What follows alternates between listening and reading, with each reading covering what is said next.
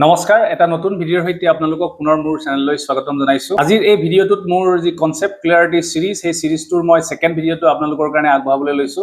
আৰু আজিৰ বিষয়বস্তুটো হ'ল আটাইতকৈ জৰুৰী এটা বিষয়, পলিটিৰ ফাণ্ডামেণ্টেল ৰাইটছ। এই ভিডিঅ'টোত মই 360 ডিগ্ৰী এটা ভিউ দিব খুজিম ফাণ্ডামেণ্টেল ৰাইটছৰ কাৰণে। আৰু তাৰ কাৰণে যিখিনি পইণ্টছ বা যিখিনি ডাটা সেইখিনি মই কেইবাটাও সোৰ্চৰ পৰা অধ্যয়ন কৰি আপোনালোকক দিছো। বিশেষকৈ মই যি কিতাপ কৈছিলো NCERT ডাইজেষ্ট, NCERT ওপৰত বেছ যিখন কিতাপ, তাৰ পৰা মই বহুখিনি অধ্যয়ন কৰি পেলাই আপোনালোকক সুন্দৰ 360 ডিগ্ৰী ভিউ দিবৰ কাৰণে চেষ্টা কৰিম। আৰু আটাইতকৈ গুৰুত্বপূৰ্ণ কথা হ'ল মই কি কাৰণে কনসেপ্ট বেছড এই সিৰিজটো আগবঢ়াইছো, কাৰণ মই যোৱাকালিৰ এই যি এনসাৰ ৰাইটিং ভিডিঅ' তাত মই এটা কথা কৈছিলো যে বেছিকখিনি আমাৰ আটাইতকৈ গুৰুত্বপূৰ্ণ, আৰু বেছিকখিনি যদি আমি এজ এ কিং হিচাপে থাকো তেন্তে আমি নিউজ পেপাৰৰ লগত আমাৰ বেছিকখিনি সামঞ্জস্য ৰাখি আমি এটা ভাল এনসাৰ ৰাইটিং কৰাৰ ক্ষেত্ৰত যথেষ্টখিনি সহায়ক হয়। গতিকে মই এই কনসেপ্ট বেছ সিৰিজটোত বিভিন্ন টপিক আপোনালোকৰ কাৰণে আগবঢ়াই যাম। তো আৰম্ভ কৰোঁ। আজিৰ বিষয়টো হ'ল ফাণ্ডামেণ্টেল ৰাইটছ। আৰু এই ফাণ্ডামেণ্টেল ৰাইটছটো প্ৰিলিমছ হওক বা মেইনছ হওক, দুইটা এক্সামৰ কাৰণে খুবেই জৰুৰী হয়। আমি মেইনছতো ফাণ্ডামেণ্টেল ৰাইটছৰ ওপৰত বিভিন্ন ধৰণৰ কুৱেশ্যন পাব পাৰোঁ। ডাইৰেক্ট কুৱেশ্যন নাহিলেও আমি এই ফাণ্ডামেণ্টেল ৰাইটছৰ ওপৰত বেছ কৰি আমি বিভিন্ন ধৰণৰ কুৱেশ্যন পাব পাৰোঁ। আমি প্ৰিভিয়াছ ইয়েৰ কুৱেশ্যন পিছত কনচাল্ট কৰিম। আজি আমি এই মূল বিষয়টোলৈ আহোঁ, ফাণ্ডামেণ্টেল ৰাইটছ। আপোনালোকে স্ক্ৰীনত দেখিব মই ইয়াত লিখা আছে notes is compilation from various sources by me. আৰু ইয়াত দিয়া আছে প্ৰথমতে এটা বাক্য, be the king in basic. Fundamental rights মই খুব শ্বৰ্টকে কিছুমান পইণ্ট দিছোঁ, আপোনালোকে চাব। প্ৰথম অৱস্থাত আমি এই কথাটো জনা খুবেই জৰুৰী হয়, আমাৰ যি সংবিধান, এই সংবিধানত বিভিন্ন আৰ্টিকুল আছে। এই আৰ্টিকুলৰ ওপৰত বেছ কৰি আমাৰ দেশত যি নিয়ম কানুন, সেই নিয়ম কানুনখিনি চলি আছে। আৰু এই কনষ্টিটিউশ্যনখন এখন ডকুমেণ্টছ হয় যি বিভিন্ন ধৰণৰ লিমিটছ ছেট কৰে। আমি যদি সহজ অৰ্থত ক'ব যাওঁ, constitution is a document which sets the limits on the powers of the government and ensures a democratic system in which everyone enjoys certain rights. গতিকে এই ডকুমেণ্টখনত যিখিনি আৰ্টিকুল প্ৰভাইড কৰা হৈছে, সেই আৰ্টিকুলখিনিয়ে এটা কথা এনচিয়ৰ্ছ কৰে যাতে প্ৰত্যেক নাগৰিকে, দেশৰ প্ৰত্যেক নাগৰিকে যাতে তাত যিখিনি ৰাইটছ প্ৰভাইড কৰা হৈছে সেই ৰাইটছখিনি যাতে এনজয় কৰে। আৰু গভৰ্ণমেণ্টৰ ক্ষেত্ৰত ই কিছুমান লিমিটেশ্যন আনি দিয়ে, যাৰ জৰিয়তে গভৰ্ণমেণ্টে এই কথাটো দৃষ্টি ৰখা দৰকাৰ যে কনষ্টিটিউশ্যনৰ আমুকটো আৰ্টিকুলৰ মতে বা আমুকটো অনুচ্ছেদৰ মতে আমি এই কামটো কৰিব নোৱাৰো, এই কথাৰ ওপৰত দৃষ্টি ৰাখিব লগাটো বাধ্যতামূলক কৰে কনষ্টিটিউশ্যনৰ জৰিয়তে। এতিয়া আমি সেই ক্ষেত্ৰত যদি চাওঁ, ফাণ্ডামেণ্টেল ৰাইটছটো এটা নিগেটিভ কনচেপ্ট, অৰ্থাৎ কিখিনি কৰিব নালাগে সেইখিনিৰ ওপৰত গুৰুত্ব দিয়া হৈছে। নিগেটিভ ইন দ্য চেন্স, ইয়াত চৰকাৰক কোনখিনি কৰিব নোৱাৰে, চৰকাৰক যিখিনি লিমিট বান্ধি দিছে তাৰ ক্ষেত্ৰত ইয়াক আমি নিগেটিভ বুলি শব্দটো ব্যৱহাৰ কৰিছোঁ। কিন্তু ই আমাৰ কাৰণে এজ এ নাগৰিক হিচাপে আমাৰ কাৰণে পজিটিভ হয়, কাৰণ ইয়াৰ জৰিয়তে আমি আমাৰ যিখিনি ৰাইটছ কনষ্টিটিউশ্যনত দিয়া আছে সেইখিনি আমি এভেইল কৰিব পাৰোঁ। এতিয়া আমি যদি চাওঁ ৰাইটছ মানে কি, ডেফিনেশ্যনটো চাব, favourable conditions and guarantees to be provided by state to its citizens to live up a dignified life. মই আগতেই কৈছোঁ যে আমি এনচাৰ এটা ৰাইটিঙত আমি শব্দৰ ব্যৱহাৰটো আমি খুব ভালদৰে জানিব লাগিব। শব্দবোৰৰ ওপৰত বহু বেছি নিৰ্ভৰ কৰে কেনেকুৱা ধৰণৰ শব্দ ব্যৱহাৰ কৰিছোঁ। ইয়াত এটা শব্দ মই কৈছোঁ ডিগনিফাইড লাইফ, অৰ্থাৎ মৰ্যাদাপূৰ্ণ এটা জীৱন জীয়াবৰ কাৰণে আমাক যিখিনি সুবিধা লাগে বা যিখিনি কণ্ডিশ্যনছ লাগে সেইখিনিক আমি ৰাইটছ হিচাপে আমাক কনষ্টিটিউশ্যনে প্ৰভাইড কৰে। আৰু তাৰ ভিতৰত আমি বিভিন্ন ধৰণৰ ৰাইটছ পাওঁ। কিছুমান অৰ্ডিনেৰী ৰাইটছ আছে যিখিনিক অৰ্ডিনেৰী লৰ দ্বাৰা প্ৰটেক্ট কৰা হয়, আৰু যিখিনি ফাণ্ডামেণ্টেল ৰাইটছ আছে তাক ডাইৰেক্টলি কনষ্টিটিউশ্যনৰ দ্বাৰা প্ৰটেক্ট কৰা হয়। তাৰ আগত আমি এটা কথা জানিব লাগিব, এই ফাণ্ডামেণ্টেল ৰাইটছখিনি কাৰ লগত এপ্লিকেবল হয়। আমি যে কওঁ ষ্টেট শ্বেল নট ডিছক্ৰিমিনেট, ষ্টেটে কোনো ধৰণৰ ডিছক্ৰিমিনেশ্যন নাৰাখিব, তেন্তে তাত থকা সেই ষ্টেট শব্দটোৰ অৰ্থটো কি? আপোনালোকে স্ক্ৰীনত দেখা ষ্টেট শব্দটোৰ ডেফিনেশ্যনটো খুব গুৰুত্ব দি পজ কৰি পঢ়িব, মই এক্সপ্লেইন কৰি গৈছোঁ। Under Article 12 of the Indian Constitution, the term state includes the government and parliament of India. States মানে কি কি হ'ব? গভৰ্ণমেণ্ট হ'ব, parliament of India, the government and legislature of each state. এতিয়া পাৰ্লিয়ামেণ্ট বুলি কওঁতে তাত ৰাজ্যসভা, লোকসভা এই দুইটা কথা আহিছে। legislature of ষ্টেটৰ কথা কৈছে, and all local or other authorities within the territory of India or under the control of the government of India. This definition is crucial for determining which entities are subject to fundamental rights provision outlined in Part 3 of the Constitution. এতিয়া আমি ইয়াৰ জৰিয়তে দুটা কথা জানিলো, এটা হৈছে state মানে কি বুজাইছে আৰু পাৰ্ট 3 অৰ্থাৎ কনষ্টিটিউচনৰ পাৰ্ট 3 ত আছে ফান্ডামেন্টাল ৰাইটস। এতিয়া ষ্টেটৰ ডেফিনেশ্যনৰ ওপৰতো আমি প্ৰিলিমছত কোৱেশ্চন পাব পাৰো যে which of the following refers to state under article 12। আমি তলত যিকেইটা অপশ্যন দিব আমি তাৰ পৰা বাছি উলিয়াব লাগিব। প্ৰথম হ'ল government of India, parliament, state legislature, local government আৰু other authorities which is under government of India. এই ক্ষেত্ৰত আমি এটা এক্সাম্পল হিচাপে ল'ব পাৰোঁ ONGCৰ কথাও ক'ব পাৰোঁ। গতিকে ষ্টেটৰ ডেফিনেশ্যনটো আমাৰ কাৰণে জৰুৰী, কাৰণ এই আৰ্টিকলটো ডিল হ'ব ষ্টেটৰ ওপৰত, অৰ্থাৎ ষ্টেট শব্দটো আমি বাৰে বাৰে ইয়াত পাম। এতিয়া নেক্সট আহোঁ ফাণ্ডামেণ্টেল ৰাইটছ। টোটেল আৰ্টিকল হ'ল আৰ্টিকল 12ৰ পৰা 35। 12 আৰ্টিকলটো আমি অলৰেডি চালোঁ। আৰ্টিকল 13টো আমি পিছত চাম, আৰ্টিকল 13টো কি হয়। আৰু গোটেই 6টা আৰ্টিকল, আগতে আৰ্টিকল আছিল টোটেল 7টা। আৰ্টিকল 31টো ৰিমুভ কৰা হ'ল, তাক লিগেল ৰাইটছ হিচাপে চেঞ্জ কৰা হ'ল, আৰু সেই ৰাইটটো হ'ল right to property. 44th amendment 1978ৰ জৰিয়তে ইয়াক ৰিমুভ কৰি লিগেল ৰাইটলৈ চেঞ্জ কৰা হ'ল। এতিয়া আমি বাকীখিনি বিষয়লৈ আগবাঢ়ো। এজ এ পইণ্ট মই ইয়াত দিয়া আছে, আপোনালোকে চাব মগ্ন কাৰ্টা অফ ইণ্ডিয়া। আমাৰ ফাণ্ডামেণ্টেল ৰাইটছক মগ্ন কাৰ্টা বুলি কোৱা হয়। মগ্ন কাৰ্টাৰ মিনিংটো কি? মিনিংটো হ'ল যে গ্ৰেট চাৰ্টাৰ। এতিয়া বহুতৰ কাৰণে চাৰ্টাৰ শব্দটো প্ৰব্লেম হ'ব। চাৰ্টাৰ মানে হৈছে ৰিটেন ডকুমেণ্ট। গতিকে ই এখন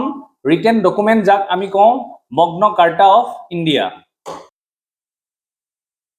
নেক্সট এটা পইণ্ট চাব, inspired by bills of rights of the American constitution. American কনষ্টিটিউশ্যনৰ যি বিলছ অফ ৰাইট প্ৰভিজনটো আছে তাৰ পৰা এই ফাণ্ডামেণ্টেল ৰাইটটো ইনস্পায়াৰ হৈছে।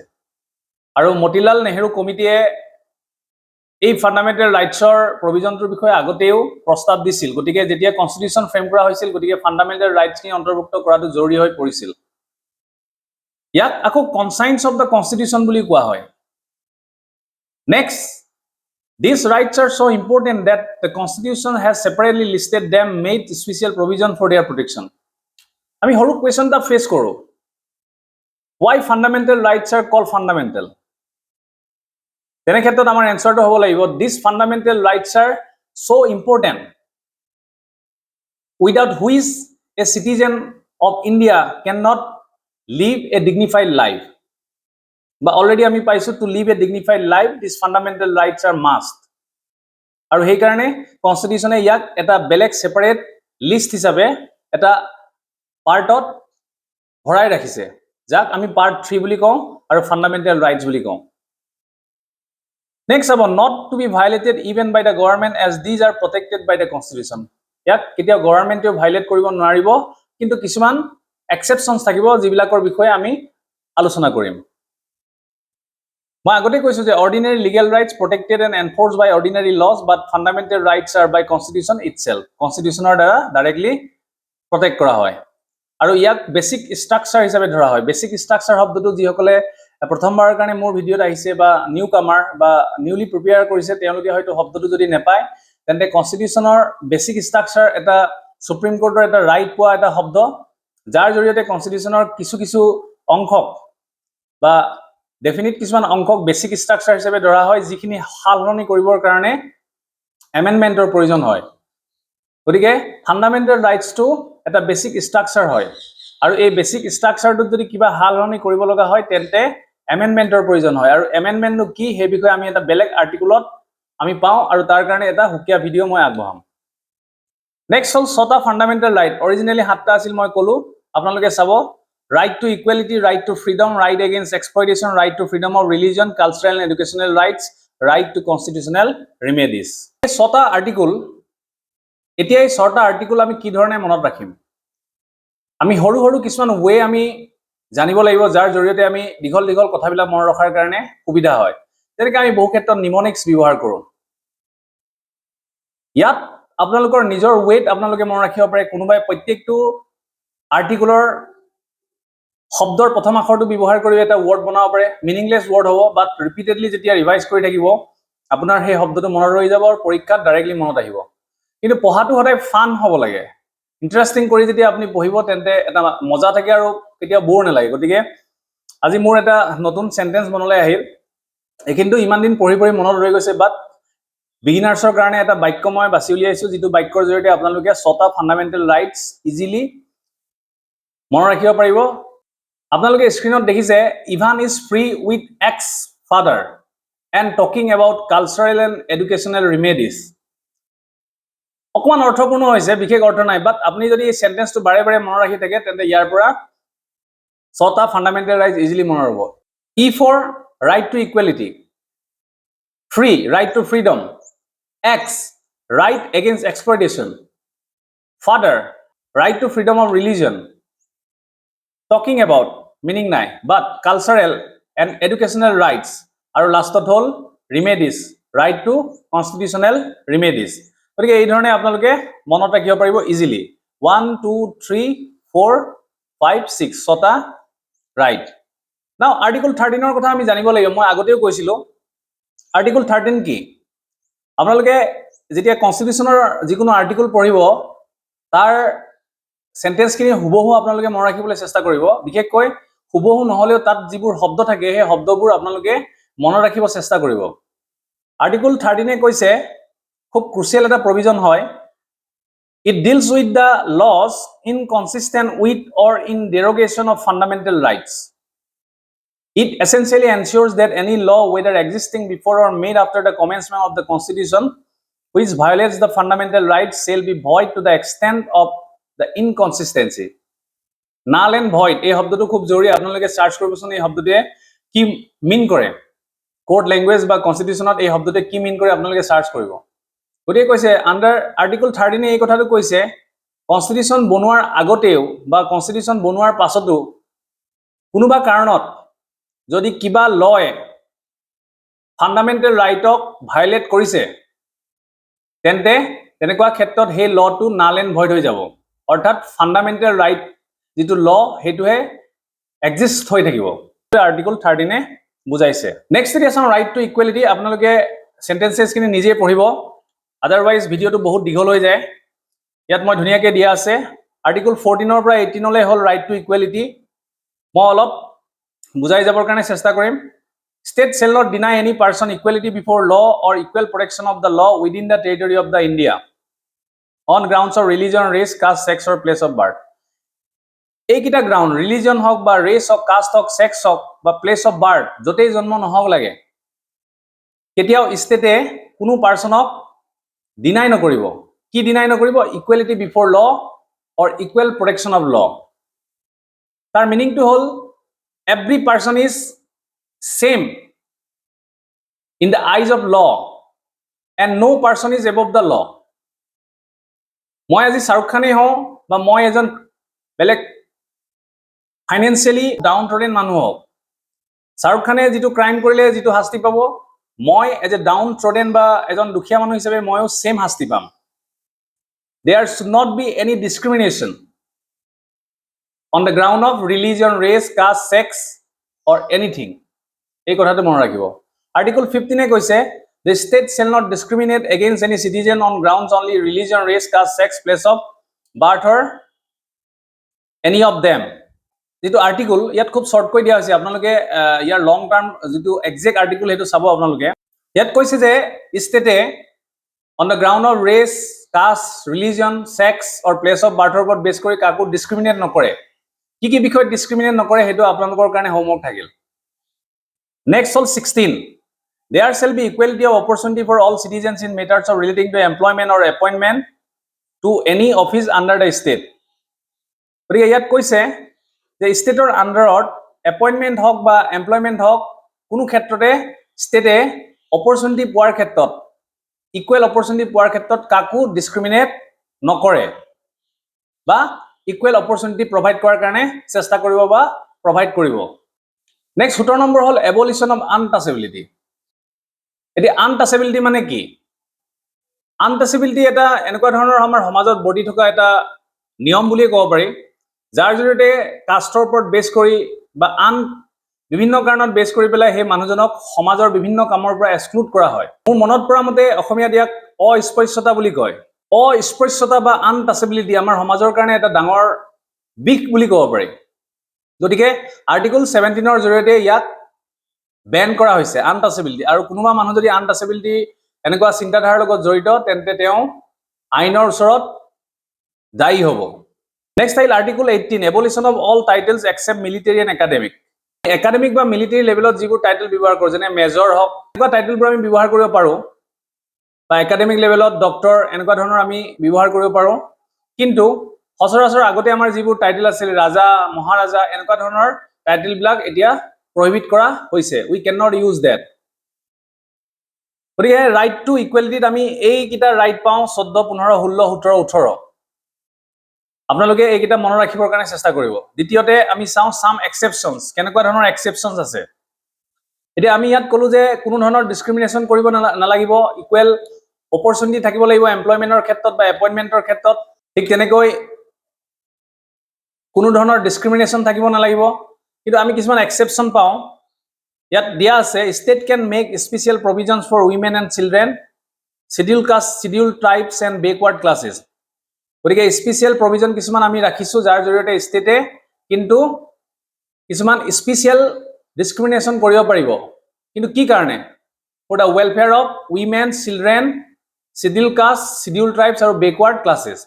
Very simple next there is a special provision for the reservation of post for backward classes of citizens গতিকে backward citizens বিলাকৰ কাৰণেও ৰিজাৰ্ভেশন এটা সিস্টেম ৰখা হৈছে আপোনালোক জ্ঞাতই হয় গতিকে ৰিজাৰ্ভেশন সিস্টেমটো এমপ্লয়মেন্ট ক্ষেত্ৰত ৰখা হৈছে আৰু ইয়াক এটা এক্সেপশ্যন হিচাপে ধৰা হৈছে ফান্ডামেন্টাল ৰাইটছৰ নেক্সট আমি চাওঁ right to freedom article 19 to 22 এটা খুব জৰুৰী আৰ্টিকল আপোনালোকে যদি মোৰ লাষ্ট ভিডিঅটো চাইছিল নেশনাল ইমাৰ্জেন্সিৰ ক্ষেত্ৰত কি ৰাইট সাসপেন্ড কৰা হয় কোনটো আৰ্টিকলৰ জৰিয়তে প্ৰেসিডেন্টে কোনখিনি আৰ্টিকল সাসপেন্ড কৰে আপোনালোকে এবাৰ হে ভিডিঅটো চাব তেতিয়া বুজি পাব যে কিছু এনেকুৱা আৰ্টিকল আছে যি নেশনাল ইমাৰ্জেন্সি ক্ষেত্ৰত সাসপেন্ড কৰা হয় আৰু কিছু এনেকুৱা আৰ্টিকল আছে যিকোনো কন্ডিশনতে কিন্তু বৰ্তি থাকে এতিয়া আমি চাওঁ right to freedom freedom of speech and expression article 19 তাৰ আন্ডাৰত আমি 6টা প্ৰভিজন পাওঁ speech and expression peaceful assembly forming association or unions free movement through India freedom to reside and settle in any part of India, freedom to practice any profession or carry on any occupation, trade or business. এইকেইটা মনত ৰখাটো আপোনালোকৰ কাৰণে জৰুৰী আৰু আপোনালোকে এইকেইটা মনত ৰাখিবলৈ সক্ষম হ'ব একেৰাহে ৰিপিটেড ৰিভিজন কৰি থাকক পঢ়ি থাকক মনত ৰৈ যাব মোৰ মনত ৰৈছিল এতিয়া আমি চাওঁ the following points are to be noted with respect to the rights provided by article 19 of Indian Constitution এটোহে বিশেষকৈ গুৰুত্বপূৰ্ণ prelims perspective these rights are protected only against the action of the state not private individual আপোনাৰ কিবা এটা fundamental rights under 19 যদি violet হৈছে আৰু ষ্টেটে যদি violet কৰিছে that is enforceable by the court কিন্তু ইন্ডিভিজুৱেল পাৰ্সনৰ এগেইনষ্টত কিন্তু হি কেতিয়াও এনফৰ্সেবল নহয় নেক্সট কৈছে these rights are available only to the citizens and shareholders of a company very simple they are not available to foreigners or legal entities like corporation companies etc এটো খুব জৰুৰী এইটোৱে এনেকুৱা ধৰণৰ বস্তুৱে আমাক প্ৰিলিমিনাৰী ধৰে ফৰেন যিসকল ফৰেনাৰ্ছ তেওঁলোকলে এইটো এভেইল নহয় অৰ্থাৎ ফৰেনাৰ আহি যেতিয়া তেতিয়া যিকোনো ধৰণৰ আমাৰ ইণ্ডিয়াৰ ইন্টিগ্ৰিটি বা সভৰেনিটি বা যিকোনো ধৰণৰ ওপৰত কোনো ধৰণৰ স্পীচ এণ্ড এক্সপ্ৰেছন ৰাখিব নোৱাৰিব বা ফ্ৰীলি যতে ততে মুভ কৰিব নোৱাৰিব কিন্তু আমি as a citizen we can freely move in any part of India বা we can do any profession any occupation or any trade or business. Next question, reasonable restriction can be imposed by the state on these 6 rights only on the grounds mentioned in article 19 itself and not on any other grounds. So the article 19 ত যিখিনি provision আছে যাৰ জৰিয়তে reasonable restriction লগাব পাৰি বুলি কোৱা হৈছে সেইখিনিৰ ওপৰত বেছ কৰি reasonable restriction ষ্টেটে ৰাখিব পাৰিব কিন্তু বেলেগ আৰ্টিকুলৰ আন্ডাৰ থকা কোনো ধৰণৰ restriction ইয়াত ৰাখিব নোৱাৰে Next আহিল protection in respect of conviction for offenses এটো এটা খুব জৰুৰী আৰ্টিকল হয় Article 20 আপোনালোকে চাব this article provides 4 key safeguard to individual শব্দকেইটা খুব জৰুৰী একাৰণে বলকে মই ইয়াত দিছো আপোনালোকে চাব ex post facto law no person can be convicted for an act that was not considered an offense at the time it was committed suppose মই কিবা ধৰণৰ এটা ক্ৰাইম কৰিলো আজিৰ পৰা কিছুদিনৰ আগতে আৰু সেই সময়ত সেই ক্ৰাইমটো ক্ৰাইম হিচাপে ধৰা হোৱা নাছিল কোনোবা এজন পাৰ্সনে যদি সেই কামটো কোনো ধৰণৰ তাৰ এগেইনষ্টত এক নথকাৰ সময়ত কমিট কৰিছিল তেওঁক কেতিয়াও এট প্ৰেজেন্ট আমি কনভিক্ট কৰিব নোৱাৰো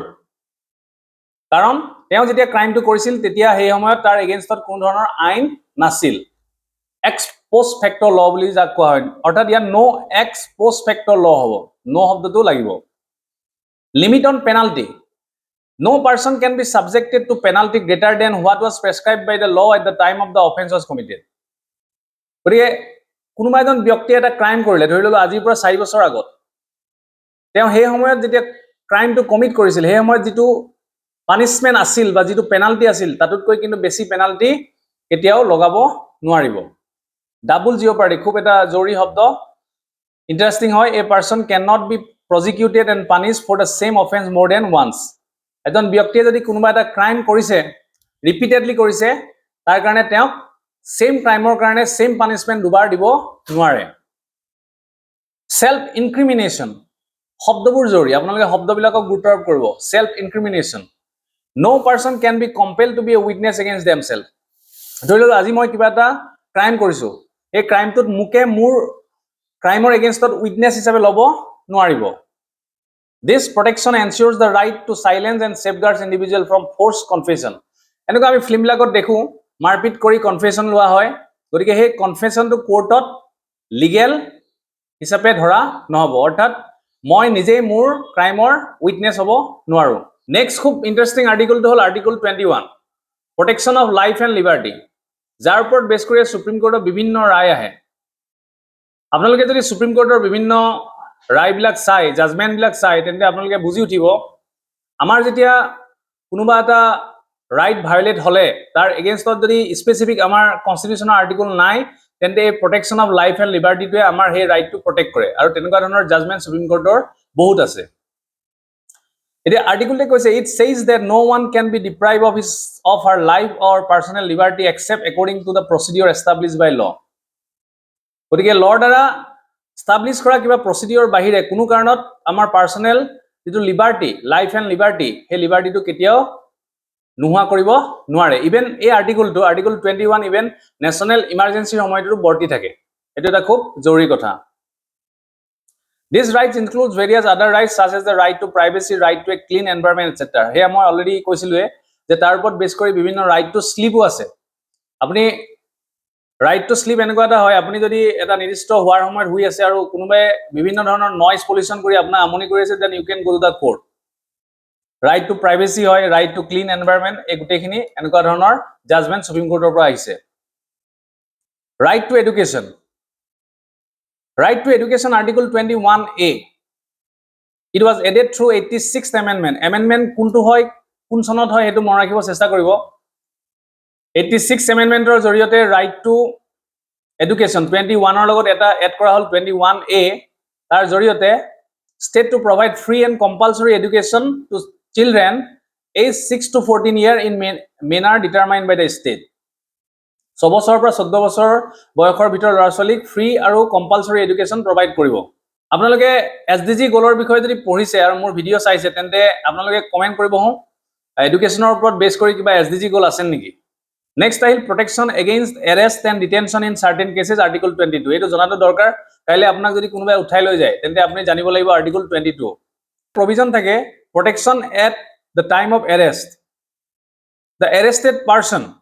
but not enemy aliens or persons detained under preventive detention law exception to all a law to applicable নহয় মই যেটো provisionৰ কথা কইম হেতু preventive detentionৰ ক্ষেত্ৰত applicable নহয় বা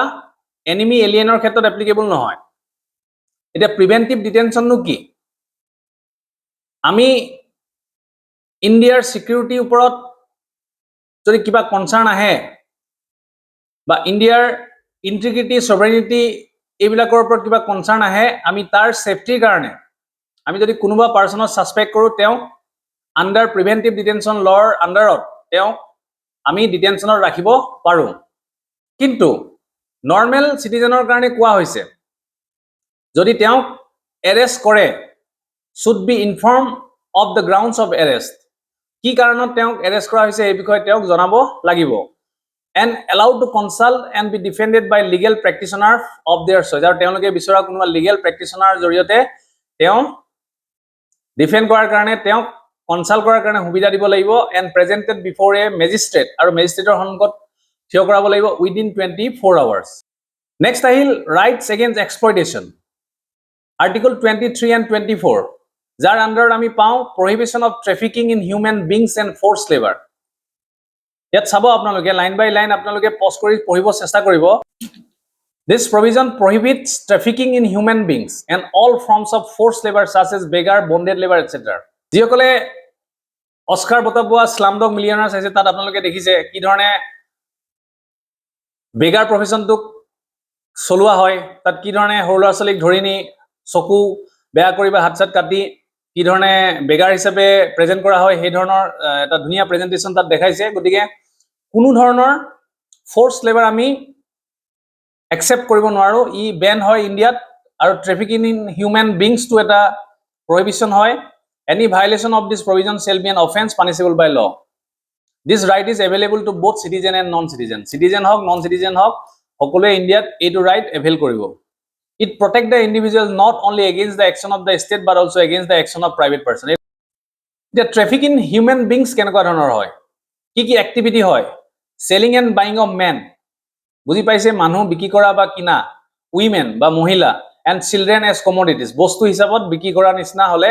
সেইটো বেন হয় immoral trafficking in women and children including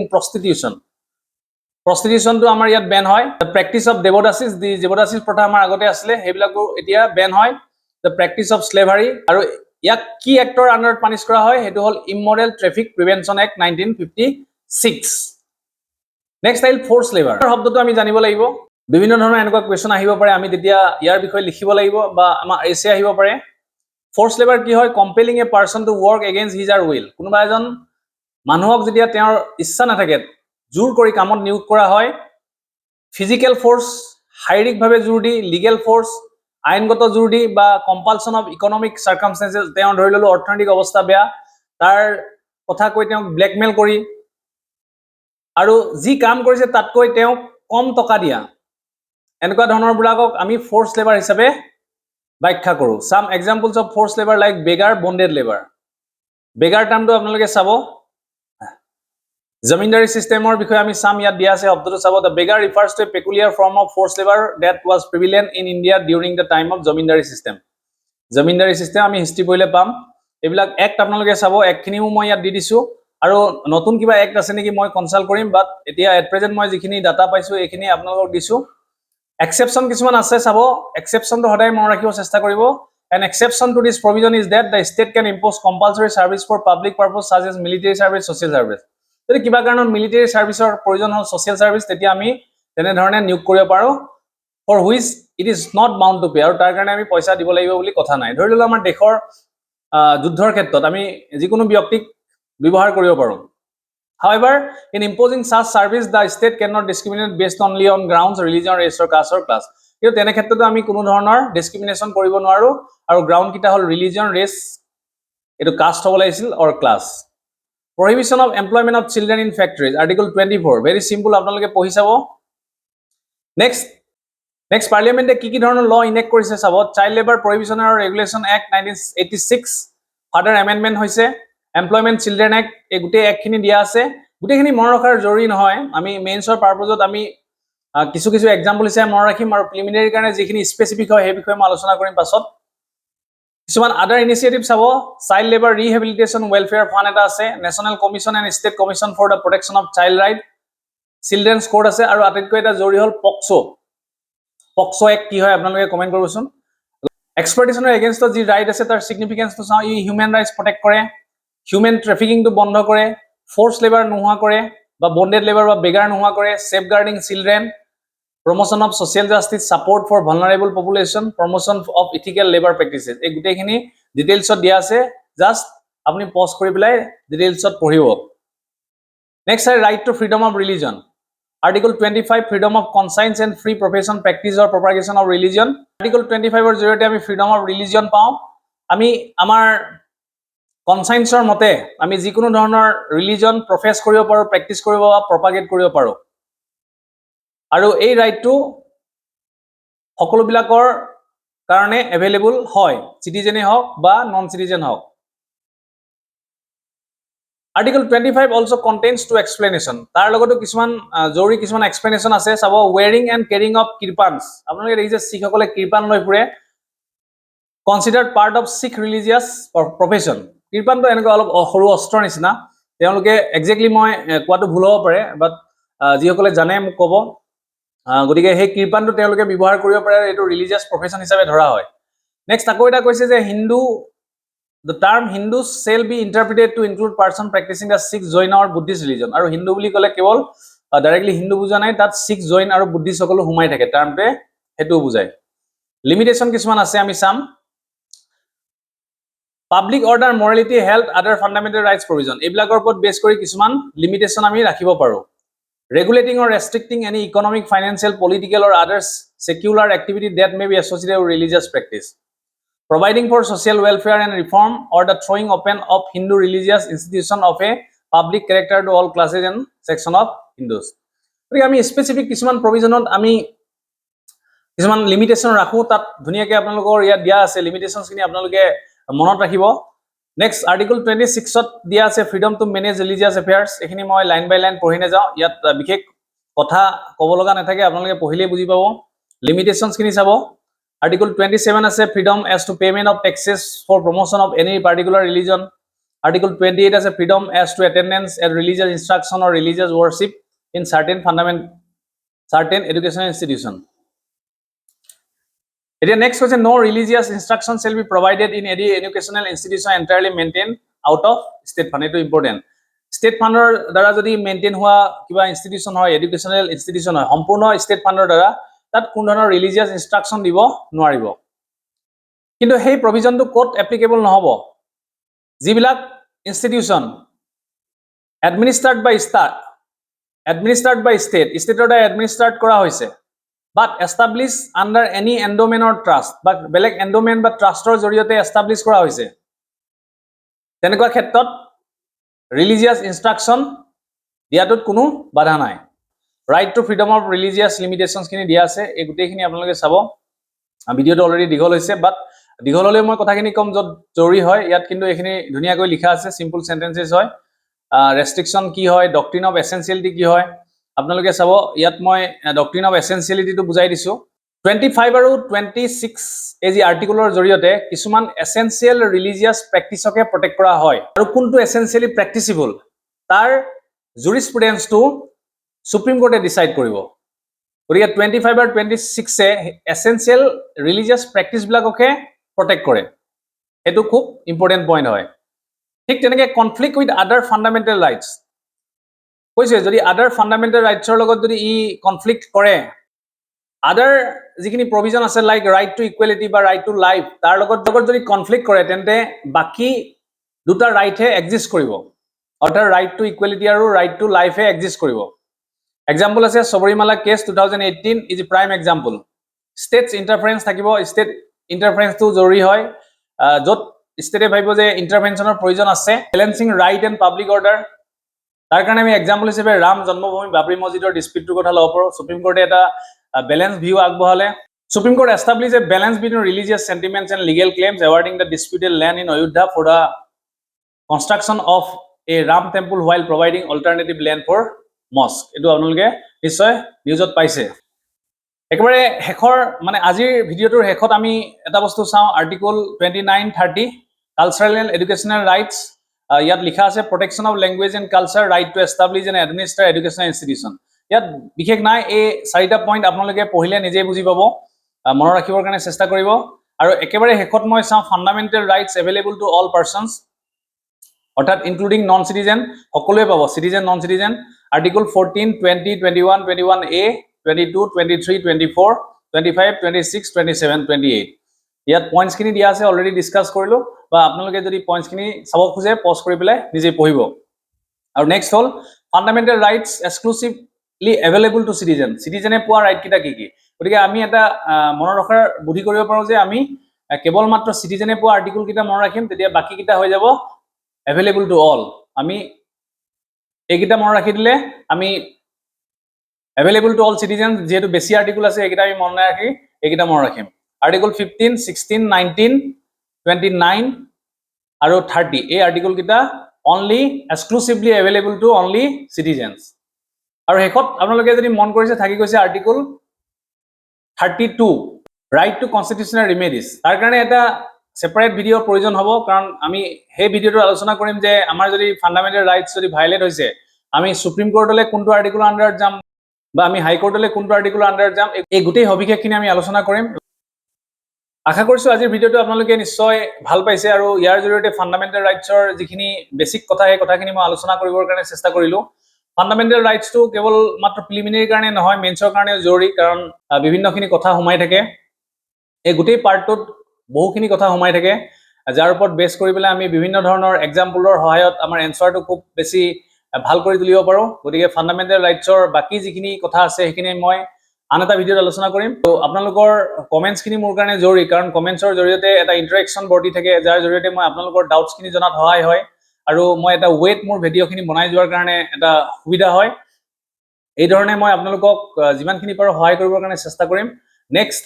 এটা গুৰুত্বপূৰ্ণ ভিডিওৰ সৈতে আপোনালোকক আকৌ লগ পাম আজিৰ ভিডিওটো ইমানতে ৰাখিছো নমস্কাৰ